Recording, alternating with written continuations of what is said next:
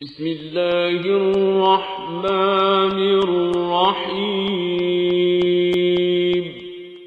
وَلَقَدْ يَسَّرْنَا الْقُرْآنَ لِلذِّكْرِ فَهَلْ مِن مُدَّكِرٍ۔ السلام علیکم ورحمۃ اللہ۔ الحمدللہ وکفیٰ وسلام علی عبادہ الذین اصطفیٰ، اما بعد فاعوذ باللہ من الشیطان الرجیم، بسم اللہ الرحمن الرحیم۔ یا ایہا النبی قل لازواجک ان کنتن تردن الحیاۃ الدنیا وزینتها فتعالین امتعکن واسرحکن سراحا جمیلا۔ سورہ احزاب کی آیت 28۔ اے نبی اپنی بیویوں سے کہو اگر تم دنیا اور اس کی زینت چاہتی ہو تو آؤ میں تمہیں کچھ دے دلا کر بھلے طریقے سے رخصت کر دوں۔ یہاں سے جو مضمون شروع ہو رہا ہے وہ اسی زمانے میں نازل ہوا ہے، یعنی غزوہ احزاب اور غزوہ بنی قریظہ سے متصل ہی زمانہ ہے، اسی میں یہ آیات نازل ہوئی ہیں۔ پہلے ان پر تبصرہ کیا گیا تھا، اب یہ نبی اکرم صلی اللہ علیہ وسلم کے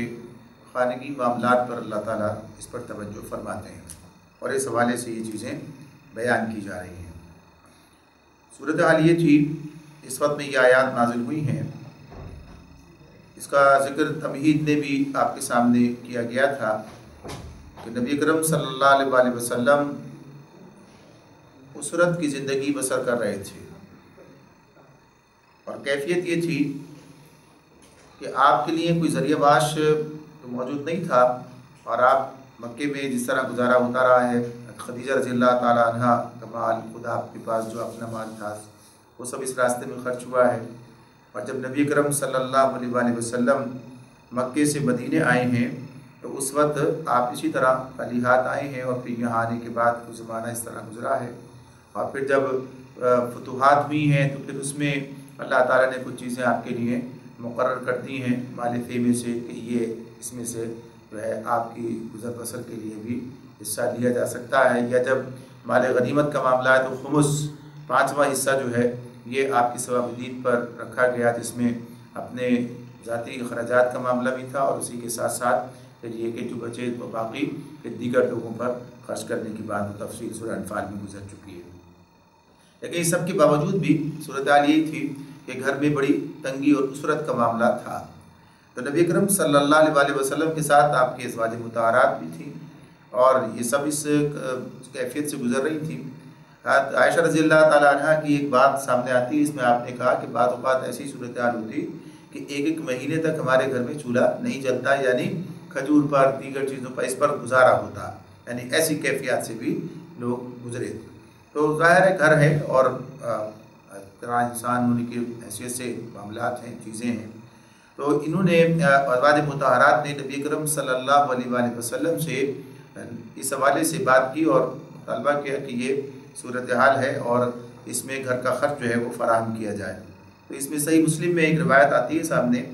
جابر رضی اللہ تعالیٰ عنہ، جابر بن عبداللہ رضی اللہ تعالیٰ جو ہے وہ اس واقعے کو بیان کرتے ہیں کہ ایک روز حضرت ابوبکر صدیق رضی اللہ تعالیٰ عنہ اور حضرت عمر رضی اللہ تعالیٰ عنہ نبی کرم صلی اللہ علیہ وسلم کی خدمت میں حاضر ہوئے اور دیکھا کہ آپ کی ازواج آپ کے گرد بیٹھی ہیں اور آپ خاموش ہیں۔ آپ نے حضرت عمر رضی اللہ تعالیٰ کو خطاب کر کے فرمایا کہ یہ میرے گرد بیٹھی ہیں جیسا کہ تم دیکھ رہے ہو، اور یہ مجھ سے خرچ کے لیے جو ہے پیسے مانگ رہی ہیں، خرچ کے لیے روپیہ مانگتی ہیں۔ اس پر دونوں صاحبہ نے اپنی بیٹیوں کو، ظاہر 2 بیٹیاں تو ایک حضرت صدیق اللہ تعالیٰ کی بیٹی حضرت عائشہ موجود تھیں، اور دوسری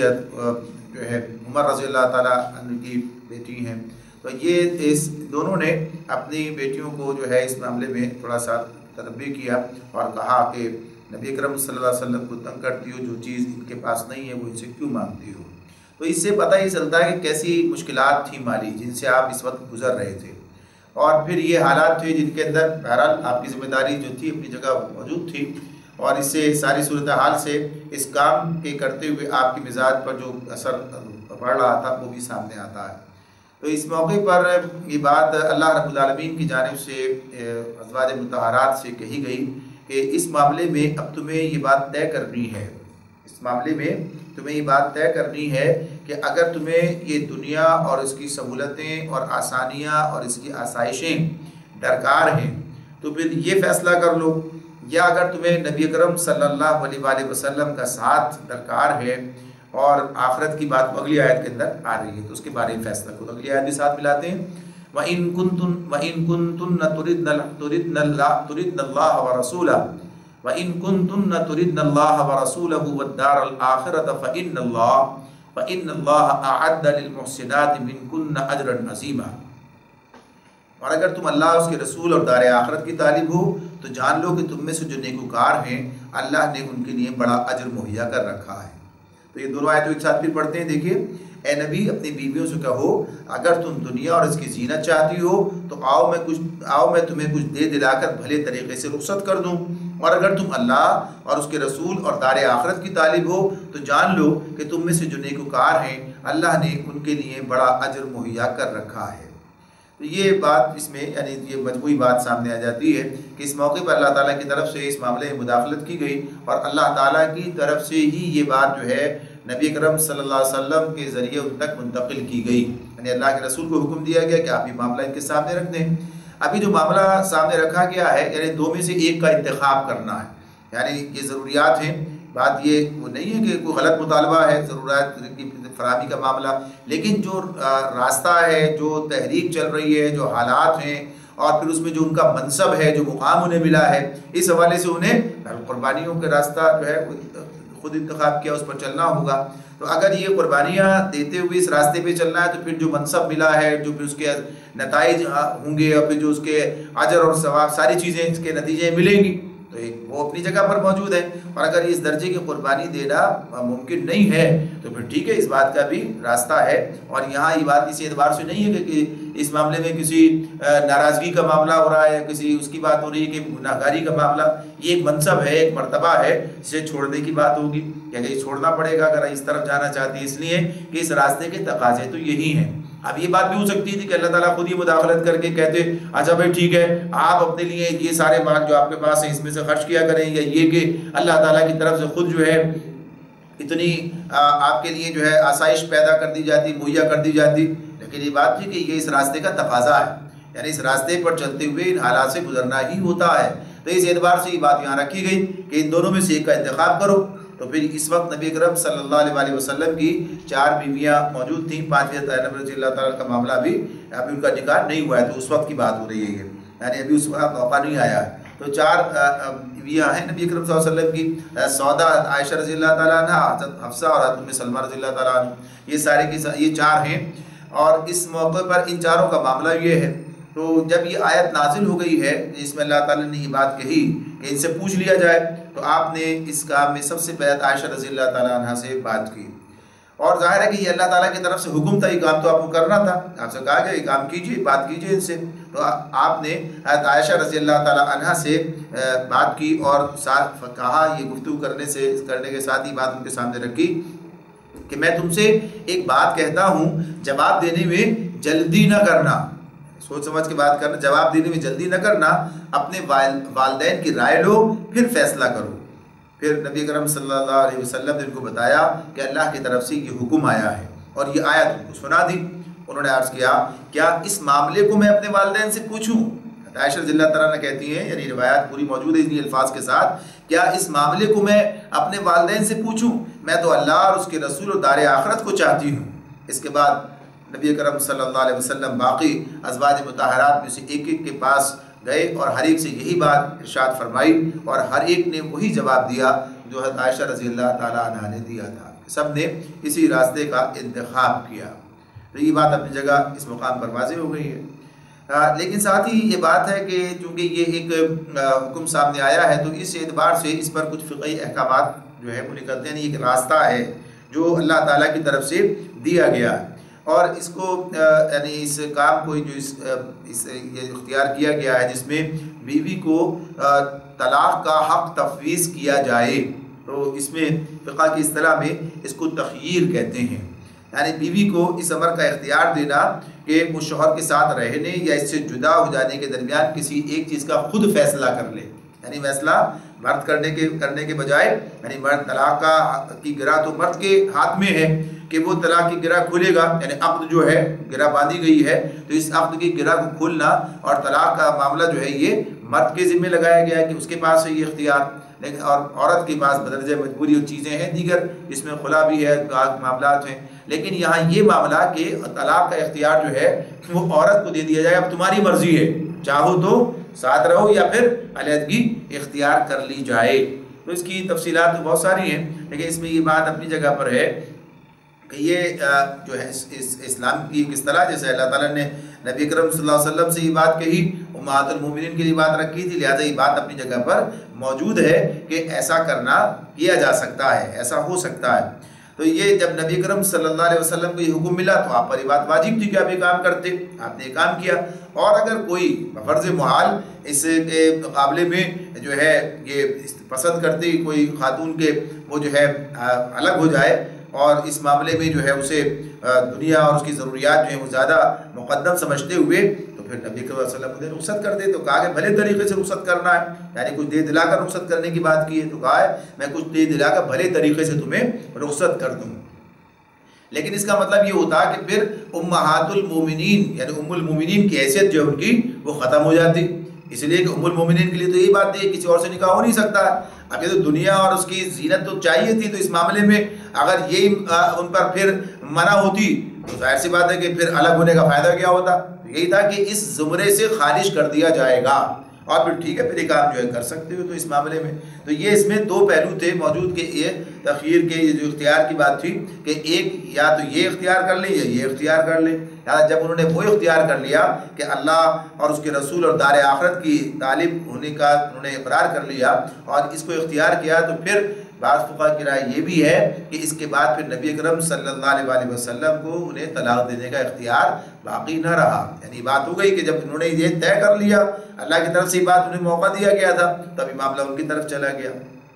تو اس میں یہ جو اس میں پھر فقہ کے حوالے سے جو بات ہمارے سامنے آتی ہے کہ اسلامی فقہ میں تخیر دراصل تفویض طلاق کی حیثیت رکھتی ہے، تفویض یعنی تفویض کر دیا، بیوی کو اختیار دے دیا کہ چاہے تو اس کے نکاح میں رہے ورنہ الگ ہو جائے۔ تو اس معاملے میں یہ بات جو چیزیں آتی ہیں سامنے کہ یہ اختیار ایک دفعہ عورت کو دے دینے کے بعد شوہر نہ تو اس سے واپس لے سکتا ہے اور نہ عورت کو اس کے استعمال سے روک سکتا ہے، جب اختیار دے دیا تب اس کا اختیار ہے، اب مرد کے پاس بھی اختیار جو ہے باقی نہیں رہتا۔ البتہ عورت کے لیے یہ بات اپنی جگہ ہے کہ وہ چاہے تو اس اختیار کو استعمال کرے اور چاہے تو استعمال نہ کرے، یعنی اس کا معاملہ ہے، اور شوہر کے ساتھ رہنے پر ہی رضامندی ظاہر کرے۔ اب اس میں مختلف بحث ہیں کہ یہ اختیار کب تک باقی رہتا ہے، یعنی اختیار جو ہے کچھ دیر کے لیے ہوتا ہے یا یعنی مستقل رہتا ہے اور زندگی بھر کے لیے ہوتا ہے۔ تو اس معاملے میں یہ بات اپنی جگہ ہے کہ اس حوالے سے یہ چیز کہ جب جو چیز طے کی جائے، یعنی بعض نے تو کہا کہ جس مجلس میں اختیار دیا اسی مجلس میں اختیار جو ہے استعمال کیا جا سکتا ہے، اس کے بعد ختم ہو جائے گی بات۔ تو یہ سارے معاملات جو ہیں بنیادی طور پر فرد کی نیت کے اوپر ہیں کہ فرد کا معاملہ جس طرح کا ہے کہ جب وہ یہ بات کہتا ہے تو اس میں اگر وہ کی مدت کا تعین کرتا ہے تو اس مدت کے حوالے سے بات ہوتی ہے، اور لامحدود مدت ہے تو لامحدود اختیار حاصل ہو جاتا ہے۔ یعنی اس طرح سے آج کے نکاح نامے میں جو دستاویز اس میں یہ بات لکھی ہوتی ہے کہ عورت کو طلاق کا تفویض کر دیا کیا ہے تو کن شرائط پر کیا، یعنی وہ چیزیں وہاں پر موجود ہوتی ہیں اگر پہلے سے معاملہ ہے۔ تو اس میں مختلف الفاظ جو ادا کیے جاتے ہیں اس کے حوالے سے پھر استدلال کیا ہے فقہاء نے مختلف کہ اس کے معاملے میں کیا بات رہے گی۔ اگر شوہر نے یہ بات کہی کہ تیرا معاملہ اب تیرے ہاتھ میں ہے اور یعنی یہ الفاظ کہیں، اور اس کے جواب میں عورت نے کوئی صریح اس طرح کی بات کہی ہے کہ جس سے ظاہر ہو کہ وہ علیحدگی اختیار کرتی ہے یعنی کرنا چاہتی ہے، تو پھر احناف کے نزدیک اس میں ایک طلاق بائن جو ہے واقع ہو جاتی ہے، طلاق بائن کی بات ہوتی ہے۔ طلاق بائن کا مطلب یہ ہوتا ہے کہ رجوع کرنے کا حق باقی نہ رہا، یعنی اس طلاق کے بعد ایک طلاق بائن کی بات ہوئی تو طلاق کے بعد رجوع کرنے کا حق باقی نہ رہا، البتہ عدت گزرنے کے بعد وہ نکاح کر سکتے ہیں، یعنی دونوں پھر چاہیں تو یعنی یہ پھر نکاح کر سکتے ہیں اپنی مرضی سے، دونوں کی مرضی سے کام ہو سکتا ہے، تو اس طرح کی بات ہے۔ پھر اسی میں بعض لوگوں نے اس پر کہا، جیسے امام شافعی رحمۃ اللہ علیہ کہتے ہیں کہ یہ جو ہے ایک طلاق رجعی جو ہے وہ واقع ہوتی ہے۔ اگر شوہر نے کہا ہو کہ ایک طلاق کی حد تک تیرا معاملہ ہے تو ویسی طلاق رجعی ہوگی ان کے نزدیک بھی۔ تو یہ احکامات ہیں، مختلف چیزیں ہیں جو اس حوالے سے پھر سامنے آتی ہیں۔ فقہ جو ہے اس کی بنیاد پر اس کی یعنی جتنی وسعت اس کے اندر ہے اس اعتبار سے یہ تمام چیزیں بیان کی جاتی ہیں۔ تو یہاں پر یہ بات آتی گئی کہ اگر تم نے یہ کام کیا، اللہ اس کے رسول کو اور دار آخرت کو منتخب کیا، تو اللہ نے تمہارے لیے بڑا اجر مہیا کر رکھا ہے۔ اب اسی کی بات آگے آتی ہے۔ پہلے تو اب انہیں کچھ ہدایات ہیں جو اللہ تعالیٰ کی طرف سے دی جا رہی ہیں۔ فرمایا یا نساء النبی من یأت منکن بفاحشۃ مبینۃ یضاعف لها العذاب ضعفین وکان ذلک علی اللہ یسیرا۔ نبی کی بیویوں، تم میں سے جو کسی سری فحش حرکت کا ارتکاب کرے گی اسے دوہرا عذاب دیا جائے گا۔ اللہ کے لیے یہ بہت آسان کام ہے، اللہ کے لیے بہت آسان کام ہے۔ اب یہ بات جو اس میں کہی گئی ہے کہ نبی کی بیویوں انہیں مخاطب کر کے تم جو کسی سری فحش حرکت کا ارتکاب کرے، تو یہ بات اس کا مطلب یہ نہیں ہے کہ ان سے کسی ایسی چیز کا اندیشہ تھا، یعنی کہ کسی سری فحش حرکت کا اندیشہ تھا کہ بھی کام کریں گی تو پھر کیا ہوگا۔ بات اصل میں یہ ہے کہ اس سے مقصود جو ہے ازواج مطہرات کو یہ احساس دلانا ہے کہ اسلامی معاشرے میں ان کا مقام کس قدر بلند ہے، اسی کے لحاظ سے ان کی ذمہ داریاں بھی بہت سخت ہیں، اس لیے ان کا اخلاقی رویہ نہایت پاکیزہ ہونا چاہیے، پاکیزہ ہونا چاہیے۔ اور یہ بات اسی انداز کی ہے کہ جس کے اندر یہ بات یعنی اس سے دوسرے لوگوں کو بھی متوجہ کرنے کی بات ہوتی ہے، اور اس طرح کا معاملہ ہوتا ہے کہ جس میں یہ کہا جا رہا ہوتا ہے کہ ان سے بھی یہ بات کہی جا رہی ہے، یعنی ازواج مطہرات ہونے کے بنیاد پر انہیں کوئی یعنی خصوصی الاؤنس نہیں دیا جا رہا ہے کہ بس ٹھیک ہے یہ اگر کوئی نافرمانی کرے تو بھی فرق نہیں پڑتا ہے، بلکہ یہ چیز جو بتائی جا رہی ہوتی ہے دیگر لوگوں کے لیے بھی، جیسے اللہ تعالیٰ نے نبی اکرم صلی اللہ علیہ وسلم کو مخاطب کر کے بات کہی لئن اشرکت لیحبطن عملک، اگر تم نے شرک کیا تو تمہارا سب کیا کرایا برباد ہو جائے گا۔ سورہ زمر کی آیت ہے، آیت 65۔ اب اس کا مطلب یہ نہیں ہے کہ اللہ کے رسول سے شرک کا اندیشہ ہے، بلکہ دنیا کو یہ بتایا جا رہا ہے کہ اگر رسول بھی شرک کرے تو سارا کام خراب ہو جائے گا، اس کی ساری کارکردگی سب بیکار ہو جائے گی، کوئی حاصل نہیں رہے گا اس کا، تو یہ دنیا کو بتایا جا رہا ہے۔ تو معاذ اللہ یہ اندیشہ نہیں تھا کہ نبی کریم صلی اللہ علیہ وسلم سے ایسی کوئی بات ہو سکتی ہے، تو بعض باتیں اس تناظر میں کہی جاتی ہیں تاکہ سامنے والوں کو یہ پتہ چل جائے کہ بھائی جب ان سے یہ بات کہہ دی گئی تو کسی اور کی کیا بات ہے اس معاملے میں۔ تو اس حیثیت سے اس کی بات بتانا کہ ایک تو مقام تمہارا کیا ہے، یا ایک پاکیزہ رویہ جو ہے وہ درکار ہے، اس معاملے میں یہ چیز جو ہے وہ، اور کہا کہ یہ وَكَانَ ذَلِكَ عَلَى اللَّهِ يَسِيرًا، یہ اللہ کے لیے بہت آسان کام ہے، یعنی اللہ تعالیٰ جو فیصلے کرتا ہے اس میں کوئی رکاوٹ نہیں ہے۔ اس میں یہ بات بھی کہ لوگوں کے ذہن سے یہ بات نکال دی جائے، بعض لوگ اپنے آپ کو کوئی چیز سمجھنے لگتے ہیں، جیسے یہودیوں کا معاملہ کہتے ہیں نحن ابناء اللہ، ہم تو اللہ کے بیٹے چاہیتے ہیں، تو کہا کہ کسی کی کوئی خصوصیت اس بنیاد پر نہیں ہے کہ اللہ کے فیصلوں کے اندر جو ہے وہ آڑے آ جائے، رکاوٹ بن جائے۔ وَكَانَ ذَلِكَ عَلَى اللَّهِ يَسِيرًا، یعنی اللہ کے لیے آسان کام ہے، اپنے فیصلوں پر عمل درآمد کرنے کا پورا اختیار رکھتا ہے، اس میں کوئی چیز رکاوٹ نہیں ہے۔ وَمَن يَقْنُتْ مِنكُنَّ لِلَّهِ وَرَسُولِهِ وَتَعْمَلْ صَالِحًا نُؤْتِهَا أَجْرَهَا مَرَّتَيْنِ وَأَعْتَدْنَا لَهَا رِزْقًا كَرِيمًا۔ اب یہاں دوسری آیت فرمایا اور تم میں سے جو اللہ اس کے رسول کی اطاعت کرے گی اور نیک عمل کرے گی اس کو ہم دوہرا اجر دیں گے، اور ہم نے اس کے لیے رزق کریم مہیا کر رکھا ہے۔ اب یہاں پر جو بات آتی ہے سامنے، آپ پیچھے بھی دوہرے عذاب کی بات تھی، اس پر ہم نے بات نہیں کی، اب یہ دوہرے اجر کے ساتھ ملا کر اس کی بات ہے سامنے۔ تو ایک بات تو پہلے یہ بتا دیا کہ یہ کام کوئی بھی اس ہر آدمی کے لیے ہے، کسی بھی کوئی بھی خاتون ہے اس کے لیے یہی بات ہے کہ اگر وہ جو ہے کوئی فحش حرکت کا ارتکاب کرے تو گناہ گار ہو جائے گی، بات ہوگی، لیکن اس کے لیے کیا ہے، وہ اس کے مطابق جو ہے اس کو گناہ کا جو ہے کہیے کہ عذاب ہوگا، اس کا جو ہے اس کا بھگتان بھگتنا پڑے گا، یعنی بات اس کے زمرے میں اس طرح آئے گی۔ لیکن امہات المومنین کے لیے کہا کہ دوہرا جو ہے تمہیں عذاب دیا جائے گا، اور اب یہاں پر یہ بتایا کہ اگر وہ رسول کی اطاعت کریں اور نیک عمل کریں گی تو ان کو دوہرا اجر عطا کریں گے، اور ہم نے ان کے لیے رزق کریم مہیا کر رکھا ہے۔ تو بنیادی طور پر یہ جو بات ہے کہ گناہ پر دوہرا عذاب اور نیکی پر دوہرا اجر،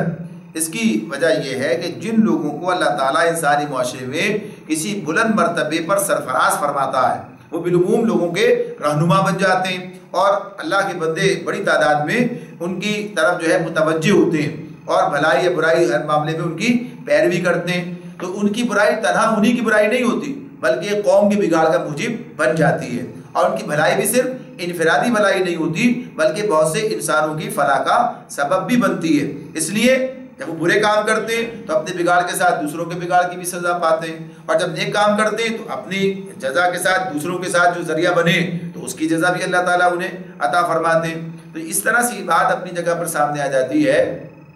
کہ جن کا مرتبہ بلند ہے تو پھر اسی اعتبار سے ان کے لیے جہاں اجر کی بات ہے وہاں گویا کہ یہ گرفت کی بات بھی ہے، یعنی اس میں تو اسی لیے کہتے ہیں جن کے رتبے ہیں سوا ان کی سوا مشکل ہے، یعنی اس معاملے میں پھر اس کے تقاضے پورے کرنا بھی ان کی ذمہ داری بن کر سامنے آتی ہے۔ تو یہ بات اپنی جگہ پر ہے۔ تو اللہ رب العالمین نے یہ بات بتائی ہے، اور بھی حوالوں سے یہ چیز آتی ہے سامنے، اس میں دور اجر کی بات جو ہے وہ کہی گئی ہے کہ دور اجر جو ہے وہ دیا جائے گا۔ جیسے کہا کہ جس کوئی اہل کتاب میں سے کوئی نبی کریم صلی اللہ علیہ وسلم پر بھی ایمان لائے گا تو اسے دوہرا اجر دینے کی بات کی ہے، اور بھی متعدد چیزیں ایسی آتی ہیں حدیث کے اندر، تو یہ اس کے منافع ان کو بھی ہے اور ان کو بھی۔ تو اس معاملے میں کہ جو جتنا زیادہ اس کام کرے گا اس اعتبار سے تو ان کا مقام اور مرتبہ وہ ہے کہ جس کی حیثیت سے اب ان سے مطالبات بھی ہیں، جیسے کہا ہے کہ تکلیف بھی برداشت کرنی پڑ رہی ہے، ظاہر سی بات اس کا اجر بھی انہیں ملے گا۔ تو کہا کہ جو کوئی اللہ اس کے رسول کی اطاعت کرے گی، نیک عمل کرے گی، اس کو ہم دوہرا اجر دیں گے، اور ہم نے اس کے لیے رزق کریم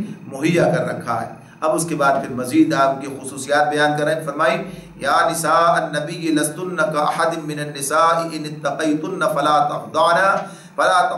بالقول فیطمع الذی فی قلبہ مرض وقلن قولا معروفا۔ نبی کی بیویوں تم عام عورتوں کی طرح نہیں ہو، اگر تم اللہ سے ڈرنے والی ہو تو دبی زبان سے بات نہ کیا کرو کہ دل کی خرابی کا مبتلا کوئی شخص لالچ میں پڑ جائے، بلکہ صاف سیدھی بات کرو۔ یہاں جو بات اس میں بیان کی جا رہی ہے، یعنی اب اس مقام سے لے کر اور پھر آگے تک کئی آیات جو اس میں آتی ہیں کہ جن میں اسلام میں پردے کا آغاز ہوا ہے، یعنی جن احکامات کے اعتبار سے۔ اب اس آیت میں بظاہر تو خطاب امہات المومنین سے ہے، لیکن یہ بات اپنی جگہ ہے کہ اس کے مخاطب جو ہیں تمام اہل ایمان خواتین ہیں، یعنی یہ بات صرف ان تک نہیں ہے کہ اہل ایمان یعنی امہات المومنین سے یہ بات کہی جا رہی ہے، بلکہ ان کے ذریعے سے یہ بات تمام خواتین تک منتقل کی جا رہی ہے کہ ان کی ذمہ داری بھی یہی ہے، اور چونکہ اب یہ ان کے لیے ایک معیار کی حیثیت رکھتی ہے، ان کے لیے ایک نمونے کی حیثیت رکھتی ہیں، یعنی خواتین کے لیے امہات المومنین کا جو مقام ہے، جو مرتبہ ہے، وہ اس اعتبار سے ہے۔ تو یہ چیز اپنی جگہ پر ہے۔ تو یہاں پر یہ بات ان کے سامنے رکھ دی گئی کہ یہ تمہیں اس کا کام کرنا ہے، اور یہی کام تمام خواتین بھی انجام دیں گی۔ تو اس میں نبی اکرم صلی اللہ علیہ وآلہ وسلم کے گھر سے اس اصلاح کا آغاز کیا جاتا ہے، ان اصلاحات کو نافذ کیا جا رہا ہے کہ جب یہاں سے اس زندگی کی ابتدا ہوگی تو باقی سارے مسلمان خواتین جو ہیں وہ اس کی تقلید کرے گی۔ جیسے یہ بات ہو رہی تھی کہ جو لوگ رہنما بن جاتے ہیں پھر وہ رہنما ہوتے ہیں اور لوگ ان کی راہبری میں آگے بڑھتے ہیں۔ تو اس اعتبار سے خواتین جو تھیں، خواتین اسلام، وہ اس وقت بھی امہات المومنین کی طرف رجوع کرتی تھیں، اور آج بھی امہات المومنین جو ہے خواتین اسلام کے لیے ایک نمونہ ہے، وہ ان کی طرف رجوع کریں، ان کو دیکھیں۔ تو اس معاملے میں یہ بات جو ہے اس اعتبار سے یہاں پر بتا دی گئی ہے کہ اللہ رب العالمین کا منشا یہ ہے کہ اپنی جگہ پر کہ انہیں جو ہے جو بات ان کے سامنے کہی جا رہی ہے، بتائی جا رہی ہے کہ تم عام خواتین کی طرح نہیں ہو، لہذا تمہیں اس معاملے میں خصوصیت کے ساتھ اپنے آپ کو ٹھیک ٹھاک رکھنا اور اس معاملے میں واقعی اپنی ذمہ داری کو محسوس کرنا ہے۔ تو اس مقام پر یہاں جو بات صرف اس میں آ رہی ہے، دو باتیں آئیں گی، پھر آگے اور چیزیں آ رہی ہیں آگے سامنے، کہ پہلی بات تو یہ بتائی کہ اگر تم اللہ سے ڈرنے والی ہو تو دبی زبان سے بات نہ کیا کرو۔ دبی یعنی یہاں پہلی بات کیا آ گئی، پہلا حکم کیا گیا ہے، یعنی قول کی بات، زبان یعنی گفتگو کی بات ہے کہ یہ گفتگو کرنے کی اجازت تو ہے، یعنی اس کا مطلب کیا ہوا کہ اگر ضرورت پڑے تو ایک خاتون کسی اجنبی مرد سے بات کر سکتی ہے، یعنی محرم کی بات نہیں ہو رہی یہاں پر، اجنبی آدمی کی بات، دل کی خرابی کا مبتلا کوئی شخص، ظاہر سی بات ہے کہ یہ باہر کے آدمی کی بات ہو رہی ہے۔ تو اس اعتبار سے یہ کہ اگر ضرورت پڑنے پر ایک خاتون جو ہے کسی مرد سے، اجنبی مرد سے جو ہے وہ بات کر سکتی ہے، لیکن ایسے مواقع پر عورت کا لہجہ اور انداز گفتگو ایسا ہونا چاہیے جس سے بات کرنے والے مرد کے دل میں کبھی یہ خیال نہ گزر سکے کہ اس عورت سے کوئی اور توقع بھی قائم کی جا سکتی ہے۔ یعنی ابھی جو کہا ہے کہ جس انداز سے بات کرو تو اس میں یعنی لہجے میں کوئی لوچ نہ ہو، باتوں میں کوئی لگاوٹ نہ ہو، دانستہ کوئی شیرینی جو ہے آواز میں نہ گھلی ہو کہ جو سننے والے مرد کے جذبات کو جو ہے بیدار کر دے اور اسے آگے بڑھانے کی قدم بڑھانے کی ہمت ہو۔ اس طرز گفتگو کے متعلق اللہ تعالیٰ یہ بات بتاتے ہیں کہ یہ کسی ایسی عورت کو زیب نہیں دیتا جس کے دل میں اللہ کا خوف ہو اور بدی سے پرہیز کا جذبہ ہو۔ یعنی مومنات و صالحات کا کلام کا انداز کیا ہوگا اور فاسقات و فاجرات کے طرز کلام کیا ہوگا، آج ہم اس بات کو بہت آسانی سے دیکھ سکتے ہیں۔ یعنی آج جو صورتحال ہمارے سامنے ہے اور جس طرح سے جو میڈیا پر اور جو خواتین کا استعمال اور سارے معاملات ہیں، یہ بات کس انداز کی ہم دیکھ سکتے ہیں، کیا انداز اپنایا جاتا ہے، کیا طریقہ ہوتا ہے۔ اس لیے کہ یہاں تو یہ بات بتا دی گئی ہے کہ انہیں جو ہے پردے کے احکامات آگے آ رہے ہیں، تو پردے کے احکامات کے ساتھ پھر یہ بات بھی ہے کہ اگر وہ اس کے یعنی انہیں گھر سے نکلنے کی ضرورت پیش آ جائے، سورہ نور کے اندر بھی یہ بات آ چکی ہے، تو انہیں بتا دیا گیا کہ پھر وہ اس طرح سے گھر سے نکلیں کہ ان کی زینت کا اظہار نہ ہو۔ یعنی ایک تو یہ کہ زینت کر کے نہیں نکلنا، پھر جو زینت ویسے ہے موجود تو کہا کہ زمین پر اس طرح پاؤں مارتی بھی نہ چلیں کہ جو زینت انہوں نے چھپا رکھی ہے اس کا علم لوگوں کو ہو۔ تو اس کا مطلب یہ ہے کہ عورتیں خواہ بخواہ اپنی آواز سے یا اپنی زیور کی جھنکار جو ہے اس سے یعنی مردوں کو متوجہ کریں۔ اگر بضرورت یعنی ضرورت کی بنیاد پر اجنبی مردوں سے بولنا پڑ جائے تو پوری احتیاط کے ساتھ بات کریں۔ اسی لیے خواتین کے لیے اذان دینا ممنوع ہے، خواتین اذان نہیں دے سکتی۔ اب ایک نیکی کا کام ہے، کہیں بھائی ہمیں بھی جو ہے اس کا موقع ملنا چاہیے، اذان دینے کا جو اجر ہے، تو کہا کہ نہیں، عورت کے لیے منع ہے کہ وہ اذان نہیں دے سکتی ہیں۔ جماعت کے اندر اگر خواتین موجود ہوں اور مرد غلطی کر جائے، امام جو ہے غلطی کرے، تو پھر مرد جو ہے وہ تو اسے سبحان اللہ کہہ کر جو ہے متوجہ کرتے ہیں، لیکن عورتوں کو اس کی اجازت نہیں ہے، بلکہ انہیں کہا گیا ہے کہ وہ اپنے ہاتھ پر ہاتھ مار کر آواز پیدا کرے تاکہ امام جو ہے متنبہ ہو جائے۔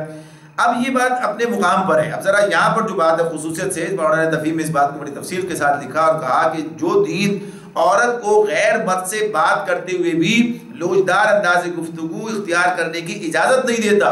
اسے مردوں کے سامنے بلا ضرورت آواز نکالنے سے بھی روکتا ہے،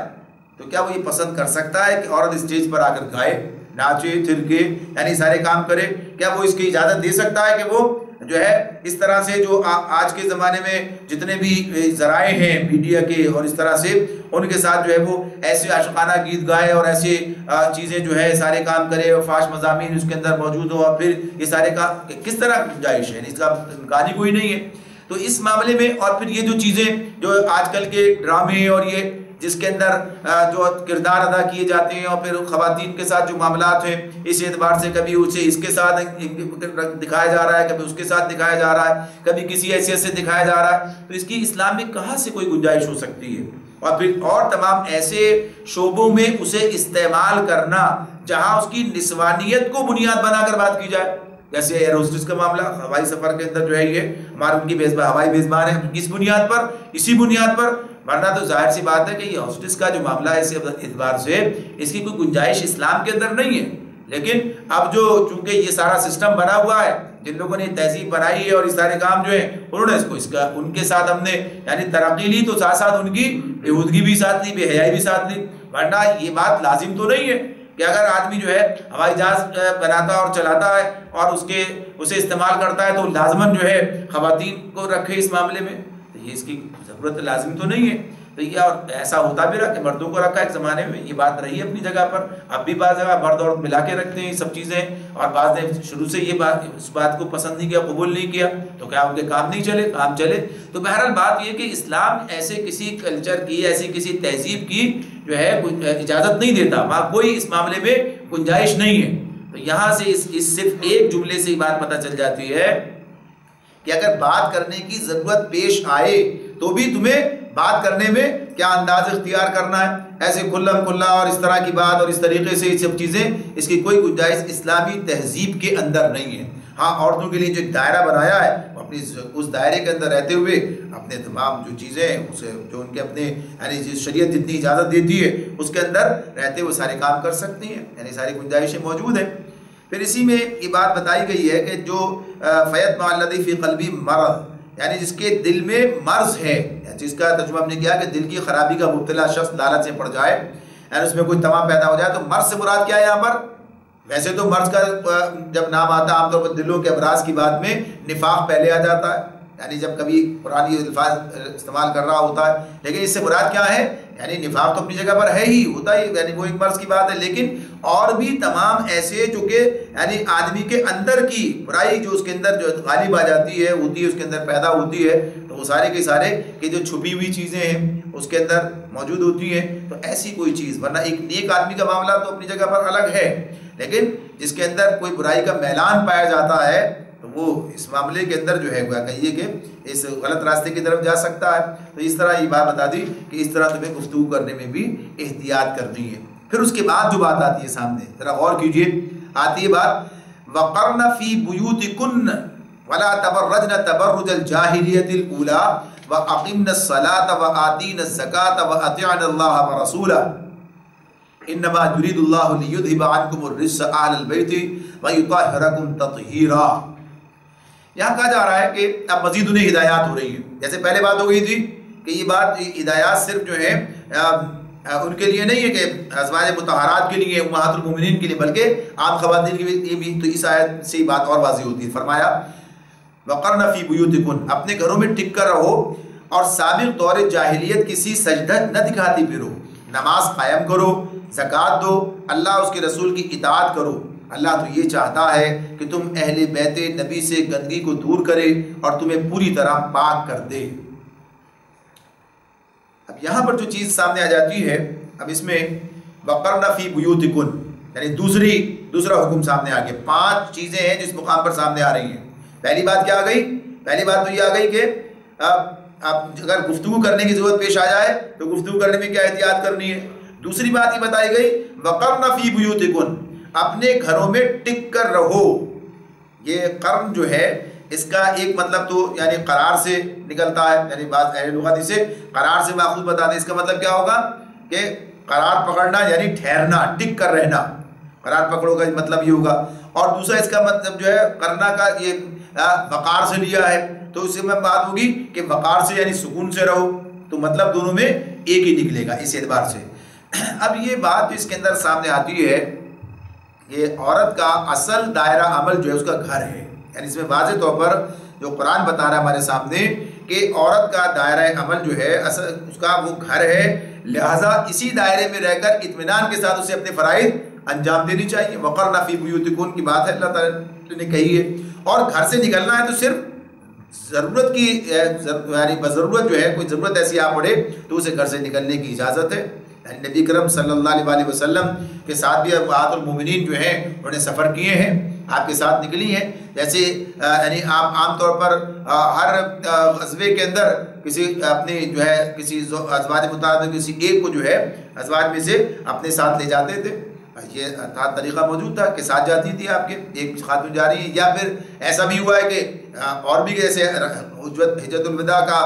جو آپ کا جو حج ہے یعنی آخری جو حج آپ نے کیا ہے، اس حج کے موقع پر بھی امہات المومنین آپ کے ساتھ گئی ہیں، یعنی یہ بات سامنے آتی ہے ہمارے کہ اس ہوا ہے۔ تو یہ ایسے سفر جو کہ شرعی ضروریات کے اعتبار سے وہ تو اپنی جگہ پر ہیں ہی، یعنی حج کرنے کے لیے جانا اور دیگر عبادات کے معاملے میں جو موقع کوئی ایسی بات آ جائے تو وہ کام کرنا، اس کی گنجائش ہے، موجود ہے کہ یہ کام کیا جائے گا۔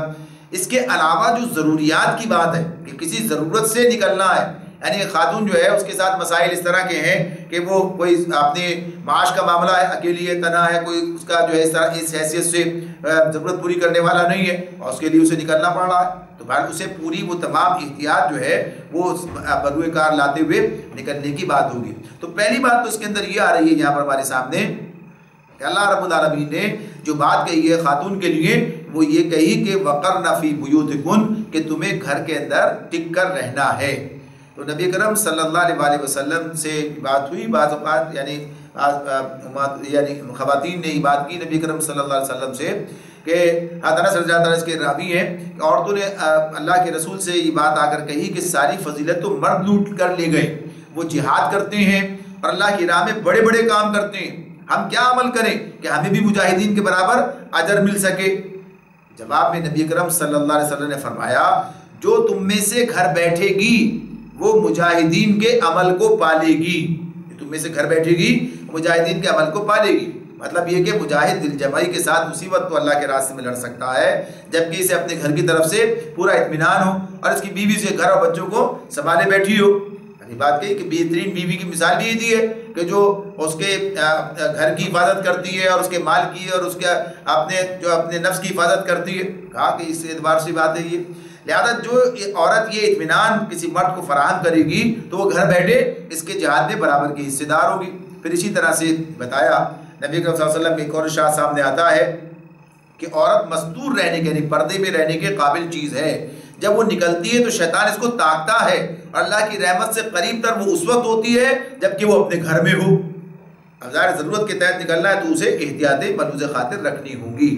تو اس معاملے میں پھر کوئی گنجائش باقی نہیں رہتی ہے کہ اس اعتبار سے خواتین کے لیے جو آج کی جو تہذیب جو خواتین کو باہر نکال کر لانا چاہتی ہے اور ہر شعبے کے اندر انہیں جو ہے گھسیٹنا چاہتی ہے اور مردوں کے ساتھ جو ہے انہیں پوری ذمہ داریاں دینا چاہتے ہیں اور اس کو آزادی نسواں کا نام دیتی ہے، یعنی آزادی نسواں خواتین کے لیے آزادی، حالانکہ ان کے اوپر مزید بار ڈالا جا رہا ہے، مرد ان کے بار میں سے کوئی حصہ نہیں اٹھاتے۔ یعنی خواتین کی جو ذمہ داریاں ہیں، یعنی بچوں کی پیدائش سے لے کر اور بچوں کے پالنے تک، یہ ساری چیزیں مرد کا اس میں حصہ نہیں، لیکن چاہتے ہیں کہ عورتیں جو ہیں مردوں کے برابر کام کریں۔ یعنی معاش کی ذمہ داری کہ اللہ تعالیٰ نے مرد کے ذمہ لگائی ہے اور گھر کا محاذ جو ہے خاتون کے ذمہ کیا ہے، تو یہ اس اعتبار سے کہ اللہ تعالیٰ نے یہ نظام بنایا ہے اور اس طرح سے اسی کے اندر اللہ نے خیر بھی رکھی ہے اور برکت بھی رکھی ہے۔ اور یہ بات اپنی جگہ ہے، ہمارے سامنے ہے کہ ان گھروں کے اندر کیا خوبی پیدا ہوتی ہے، یعنی کتنا امن سکون سب چیزیں، اور معاشی طور پر بھی ضرورتیں ساری پوری ہو رہی ہوتی ہیں۔ لیکن یہ جو معاشی دوڑ کا معاملہ بنا دیا اور گویا کہیے کہ ایک طرف تو یہ صورتحال پیدا کر دی کہ لوگوں کے اندر معیار زندگی کا ایک فتنہ برپا کر دیا گیا، تو اب عورتیں اس معیار زندگی کو حاصل کرنے کے لیے گھر سے نکلنا چاہتی ہیں کہ ضرورت کا مسئلہ نہیں ہے، بلکہ معیار زندگی کو بلندر کرنے کے لیے ہم بھی ساتھ مل کر کام کریں تاکہ ہم یہ تمام تعیشات جو ہیں وہ حاصل کر سکیں اور دنیا کے ساتھ جو ہے برابر سے چل سکیں۔ یعنی ایک تو یہ کیفیت پیدا کی، دوسری طرف جو سرمایہ دار نظام بنا دیا گیا اس کے اندر چیزیں، ایک تو مارکیٹنگ اور سارے معاملات اس طرح یہ سب کیا گیا اور پھر اس کے بعد زندگی مشکل بنا دی گئی، یعنی مہنگے سے مہنگائی سے یہ ساری چیزیں کہ اب سب نکلے گھر سے سب کام کرنے کے لیے، ورنہ ایک زمانے تک کی بات اور اب تک بھی صورتحال الحمدللہ کسی نہ کسی درجے میں ہے کہ مرد جو ہے وہ کام کرتا ہے، معاش کا ذمہ داری نبھاتا ہے اور اپنے گھر کے بچوں کو، اپنی بیوی کو جو ہے اس کی ضرورتیں پوری کر رہا ہوتا ہے اس اعتبار سے۔ تو یہ بات اس میں بتا دی گئی ہے کہ اسلام کا جو مزاج ہے وہ کیا ہے، وہ مزاج یہ ہے کہ خواتین کی ذمہ داری گھر میں رہنے کی ہے کہ وہ گھر کے اندر رہیں اور باہر کا محاذ جو ہے وہ مرد سنبھالیں گے۔ تو یہ دوسری بات آ گئی۔ تیسری بات اس کے اندر یہ آتی ہے وَلَا تَبَرَّجْنَ تَبَرُّجَ الْجَاهِلِيَّةِ الْأُولَىٰ، سابق دور جاہلیت کی سی سجدج نہ دکھاتی پھرو۔ یعنی اب یہ اس میں تبرج کا لفظ آیا، تبرجنا تبرج الجاہلیت الاولیٰ، تو جاہلیت کی بات بھی آئی اور تبرج کی بات بھی آئی، یعنی سجدج دکھانا۔ تبرج کے معنی ہوتے ہیں یعنی ابھر کر سامنے آنا، ابھر کر سامنے، کھل کے سامنے آنا۔ تو جیسے کہتے ہیں برج خلیفہ، یہ ہے نا آج برج کسے کہتے ہیں، یعنی تبرج اسی برج ہے، یعنی جو بہت بلند ہو کر جو ہے یعنی ابھر کر سامنے آ جائے۔ تو اس اعتبار سے یہ جو اس کے لیے تبرج کا لفظ استعمال کیا گیا ہے اس کا ایک اس کے معنی اسی حوالے سے ہوں گے کہ عورت کا اپنا اظہار کرنا، یعنی اس طریقے سے اسے سامنے آنا۔ یعنی ایک تو یہ اس کی بات ہو سکتی ہے چہرے اور جسم کا حسن جو ہے وہ اس طرح سامنے لے کے آئے، یا اپنے لباس و زیور کی شان جو ہے اسے نمایاں کرے، یا چال ڈھال سے اور اس طرح سے اٹھک بیٹھک سے جو ہے وہ اس طرح سے جو ہے اس چیز کو ظاہر کر دے۔ تو یہ تمام چیزیں جو ہیں اس حوالے سے مفسرین جب بات کرتے ہیں تو تمام چیزوں کو لے کر آتے ہیں کہ عورتوں کو ان تمام چیزوں کی حفاظت کرنی ہے، یعنی اظہار نہیں ہونا چاہیے۔ لباس کے اندر بھی بات کہہ دی کہ وہ لباس پہن جگہ نبی صلی اللہ علیہ وسلم نے بعض عورتیں کہ لباس پہننے کے باوجود بھی ننگی ہوتی ہیں، برہنہ ہوتی ہیں، اس سے مراد کیا ہے، یعنی ان کا لباس اتنا چست ہوتا ہے، اتنا باریک ہوتا ہے کہ جسم کے خد و خال دکھ رہے ہیں، یا پھر اس کے جست ہے کہ اس کی بنیاد پر جو ہے وہ جسم کی حفاظت نہیں ہو رہی ہے، بلکہ اس کے خد و خال میں اس طرح واضح ہو رہے ہیں۔ تو یہ اسلام یہ نہیں چاہتا، وہ کہتا ہے کہ عورت جو ہے مستور رہنے کے قابل چیز ہے، یعنی اس کی عزت، اس کی توقیر، اس کی تمام چیزیں کس کے اندر ہیں؟ اس کے اپنے اسی اخفا کے اندر رکھی گئی ہیں۔ یہ چیزیں بتا دی اجنبی کے مردوں کے لیے جو ہے اسی گنجائش نہیں ہے کہ وہ اس طرح سے اس عورتوں کو جو ہے نامحرم تاکیں، تو یہ بات بتا دی گئی۔ اور جاہلیت کے جو لفظ استعمال ہوا ہے، تو جاہلیت یہ اسلام سے قبل کی جو بات ہے، اسلام سے قبل کا جو دور ہے، اس لیے اسے جاہلیت الاولیٰ کہا۔ یعنی بعد میں بھی کہتے ہیں کہ اس کا مطلب ہے کہ آج بھی ایک جاہلیت جو موجود نظر آتی ہے، جو حالات بن گئے جس انداز سے ہے، تو یہ گویا کہیں کہ آگے کی بات آ گئی۔ اس وقت جو بات مراد ہو رہی ہے وہ کیا ہے کہ اسلام سے قبل کی حالت کو جاہلیت کی حالت قرار دیا گیا ہے۔ قرآن میں اس کی بہت ساری مثالیں ہمارے سامنے، کہ جن لوگوں نے اللہ کی کتاب کو چھوڑ کر اور کہیں اس کے کسی اور فیصلے کی طرف جانا چاہا، تو اللہ تعالیٰ نے فرمایا کیا وہ جاہلیت کا فیصلہ چاہتے ہیں، یعنی غیر اسلام۔ تو بنیادی بات یہی ہے کہ ہر وہ چیز جو اسلام کی تہذیب، ثقافت اور اخلاق و آداب اور اسلامی ذہنیت کے خلاف ہو، وہ جاہلیت کہلائے گی، وہ جاہلیت کہلائے گی۔ تو اس میں اس اعتبار سے بات واضح کی جا رہی ہے کہ اللہ تعالیٰ کس طرح سے عورتوں کی حفاظت کرنا چاہتا ہے، اور بتاتا ہے گھروں سے نکلیں تو کس انداز سے نکلیں، کہ اگر نکلنے کی ضرورت پیش آ جائے تو پھر انہیں اس طرح سے یہ تمام چیزوں کو ملحوظ خاطر رکھنا ہے۔ تو پھر اس میں مزید کہا وَأَقِمْنَ الصَّلَاةَ وَآتِينَ الزَّكَاةَ وَأَطِعْنَ اللَّهَ وَرَسُولَهُ، نماز قائم کرو، زکوٰۃ دو، اللہ اس کے رسول کی اطاعت کرو۔ اب دیکھیے اس کے اندر بعض لوگوں نے اس طرف بھی جانے کی کوشش کی ہے، یعنی جو عمل نہیں کرنا چاہتے تو راستے نکالتے ہیں، قرآن سے نکالنے کی کوشش کرتے ہیں۔ تو کہا یہ تو ہدایات جو ہے امہات المومنین کے لیے، اللہ نے ان کے بارے میں بات کی ہے، تو پھر اس کا مطلب یہ بھی کہا جائے گا کہ پھر نماز قائم کرنا، زکوٰۃ دینا اور اللہ اس کے رسول کی اطاعت کرنا بھی انہی کے لیے، باقی لوگوں کے لیے نہیں ہے۔ جب یہ تین باتیں سب کے لیے اور دو باتیں جو ہے صرف ان کے لیے خاص ہیں، تو ایسا کیسے ہو سکتا ہے؟ اللہ تعالیٰ پانچ باتیں ایک جگہ پر ایک مقام پر بیان فرما رہے ہیں، ان میں سے کہا جائے نہیں تین تو ہیں سب کے لیے لیکن دو سب کے لیے نہیں ہے، تو کوئی اس کا بنیاد نہیں، کوئی اس کی وہ نہیں ہے کہ اس کے بارے میں کوئی بات کہہ سکے کہ ایسا نہیں ہو سکتا۔ تو اس میں یہ بات واضح کر دی گئی ہے کہ یہ کام انہیں کرنا ہے۔ تو یہ پانچ باتیں جو اس میں اس مقام پر بیان کی گئیں، پہلی بات یعنی گفتگو کرنے میں احتیاط، دوسری بات وقرن فی بیوتکن، گھروں میں ٹکا رہنا ہے، تیسری بات نماز قائم کرنا، زکوٰۃ دینا، چوتھی بات اور اللہ اس کے رسول کی اطاعت کرنا ہے۔ پھر اس میں ایک بات اور بھی کہی انما یرید اللہ لیذھب عنکم الرجس اہل البیت ویطہرکم تطہیرا، اللہ تو یہ چاہتا ہے کہ تم اہل بیت نبی سے گندگی کو دور کرے اور تمہیں پوری طرح پاک کرے۔ اب اس آیت کے اندر دو بڑی بحثیں جو ہیں وہ پیدا ہو گئی ہیں۔ ایک بات تو یہ کہ اہل بیت کا معاملہ، کہ اہل بیت سے مراد کیا ہے، یعنی اس پر جو ہے اختلاف ہو گیا، پیدا کر دیا گیا۔ اور دوسری بات یہ کہ یہ جو ہے کہ تمہیں جو ہے گندگی سے پاک کرے، یہ جو بات کہی ہے اس میں تمہیں پوری طرح پاک کر دے، گندگی تم سے دور کر دے، یہ جو الفاظ ہیں اس سے کیا مراد ہے؟ یعنی ان دونوں پر جو ہے مختلف چیزیں سامنے آ جاتی ہیں۔ خصوصیت سے ایک گروہ نے تو اس کا بالکل ہی الگ مطلب لے لیا۔ تو یہاں پر کچھ لوگ تو اس طرف گئے کہ اہل بیت سے مراد صرف ازواج مطہرات ہیں، اس لیے کہ انہی سے بات ہو رہی تھی، بس وہی ہیں، یعنی یہاں اس مقام پر جو بات ہو رہی ہے وہ ازواج مطہرات سے ہو رہی ہے، لہذا اہل بیت انہی کے لیے کہا گیا ہے۔ حالانکہ پھر اس میں یہ بات اپنی جگہ ہے کہ جو پہلے تثنیے کے صیغے یعنی اس کے تانیث کے صیغے جو ہیں لیے گئے، یعنی مؤنث جو ہے وہ صیغے لیے گئے، لیکن درمیان والے صیغے کو جو ہے وہ لیا گیا کہ جو دونوں کے لیے ہیں۔ تو اس اعتبار سے یہ بات کہ اہل بیت میں جو ہے اور لوگ بھی شامل ہیں۔ اچھا، بعض لوگ اس طرف چلے گئے، یعنی ایک گروہ جو اس طرف گیا کہ اس نے کہا کہ ازواج مطہرات جو ہیں یہ اہل بیت میں شامل نہیں ہے، اور اہل بیت جو ہے وہ صرف جو ہے حضرت فاطمہ رضی اللہ تعالیٰ عنہ، علی رضی اللہ تعالیٰ عنہ اور ان کے دونوں صاحبزادے ہیں حسن حسین رضی اللہ تعالیٰ عنہ، یہ ان کے بارے میں کہا کہ بس یہ ہیں، یہ جو ہے اہل بیت ہیں اور باقی یہ سب اہل بیت سے خارج ہیں۔ حالانکہ بات یہی ہے کہ یہ تمام اہل بیت ہیں، بنیادی طور پر تو بات ازواج مطہرات سے ہو رہی ہے، انہی کی بات ہے، لیکن جو بات ہمارے سامنے آتی ہے مختلف احادیث کے ذریعے سے، اور خود عائشہ رضی اللہ تعالیٰ عنہا کا بیان ہے، وہ خود کہتی ہیں ایک موقع پر ان سے علی کے بارے میں پوچھا گیا تو انہوں نے کہا کہ تم اس شخص کے متعلق پوچھتے ہو جو رسول اللہ کرم صلی اللہ علیہ وسلم کو محبوب یعنی ان کے جو محبوب ترین لوگ ہیں ان میں سے ایک تھا، اور جس کی بیوی نبی اکرم صلی اللہ علیہ وسلم کی وہ بیٹی تھی جو آپ کو سب سے بڑھ کر محبوب تھی۔ اس کے بعد پھر واقعہ سنایا جو حدیثی کتابوں میں موجود ہے، جس کی بنیاد پر لوگ صرف انہی کو کہتے ہیں۔ تو کہا واقعہ یہ سنایا، اور عائشہ اس کی راوی ہیں، وہ کہتی ہیں کہ